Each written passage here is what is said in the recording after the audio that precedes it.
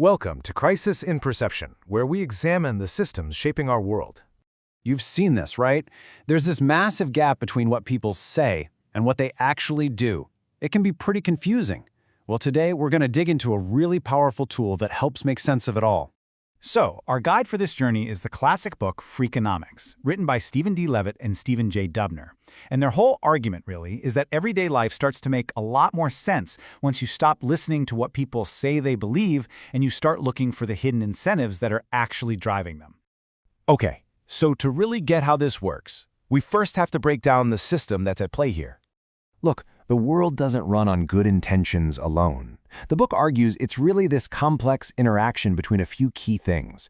You've got incentives, the rewards and penalties that push and pull us. Then there's the question of who has the information. And you have what the experts are telling us, the official story, right? And finally, there's just conventional wisdom, the stuff we all just kind of accept without thinking. A really useful way to picture this is to think of it like a stage play. The stuff we see and hear out front, that's the script. It's all about morality, stated goals, conventional wisdom. But what's really making things happen, that's the machinery hidden backstage. That's the incentives, the information, and yeah, basic self-interest, all pulling the levers. All right, let's pull back that curtain and take a closer look at the machinery, because this is where it gets really interesting. This is how those hidden incentives actually shape the world we live in.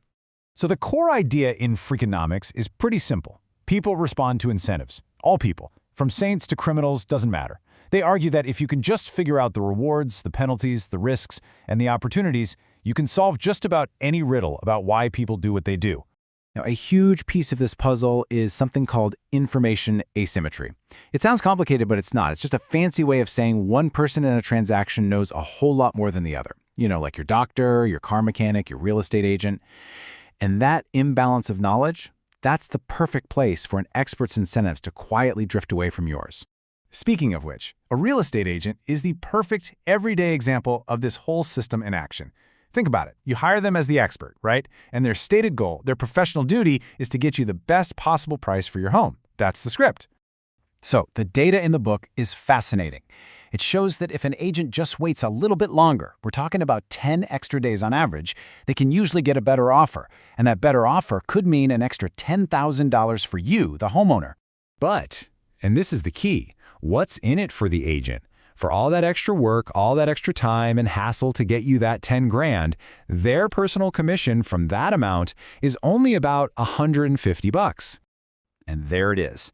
That just perfectly shows the hidden reality, doesn't it? The agent's real incentive isn't to squeeze out every last dollar for you.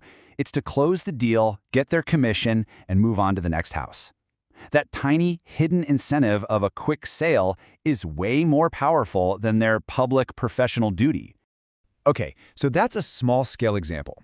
Now let's zoom out and see how this exact same dynamic, this clash between hidden incentives and public stories, plays out on a massive scale. It creates these predictable patterns that often fly in the face of what all the experts are telling us. Let's go back to the early 1990s. The conventional wisdom at the time from, criminologists, politicians, the media, everyone, was absolutely terrifying. They were all warning about this coming wave of super predators. The story was clear. Crime was about to explode. But the complete opposite happened. Right when all this panic was at its peak, crime started to fall. And it didn't just fall a little bit, it fell off a cliff. Year after year, it just kept dropping, everywhere. And the crazy part? Nobody saw it coming. So what happened next? Well, suddenly all the experts who got it so wrong were scrambling to explain why they were right all along. They came up with all these explanations after the fact. It was new policing strategies. It was the strong economy. It was tougher gun laws. And of course, the media ran with these stories until everyone just accepted them as fact. But here's the kicker. When the authors of Freakonomics actually crunched the numbers, they found that one of the single biggest factors driving that crime drop was something that got zero mentions in the newspapers. It wasn't even part of the conversation. And that right there, that is the crisis in perception. It's not necessarily about people being greedy or dishonest. It's about this constant human tendency we have to buy into the simple, easy-to-digest story on the surface and completely miss the complex, incentive-driven system that's actually running the show underneath. So where does that leave us? The goal here isn't to just become a cynic about everything. No, the point is to get a better blueprint, a clearer map for understanding how things actually work. And the book gives us a pretty powerful lens for doing that. It's basically 3 steps. 1, always try to ferret out the real incentives. 2, question the conventional wisdom, the story everyone just accepts. And 3, whenever you can, follow the data, not just the easy narrative. And you can apply this way of thinking to almost anything. It's not just about real estate agents or crime statistics. Once you start looking for hidden incentives, you start seeing the real machinery behind markets, education, media culture, politics, even something as personal as parenting. Ultimately, what this is all about is learning to ask better questions. It's about peeling back the layers of the official stories and the narratives that make us feel comfortable so we can get a much clearer and, frankly, more accurate view of what's really going on underneath it all. Crisis in Perception examines how systems shape belief and how better tools help us see clearly. This project is free and publicly accessible. If you'd like to support the time, tools, and research behind Crisis in Perception, you can become a supporter on Patreon. For a longer, audio-based analysis of this topic, see the deep dive linked in the description.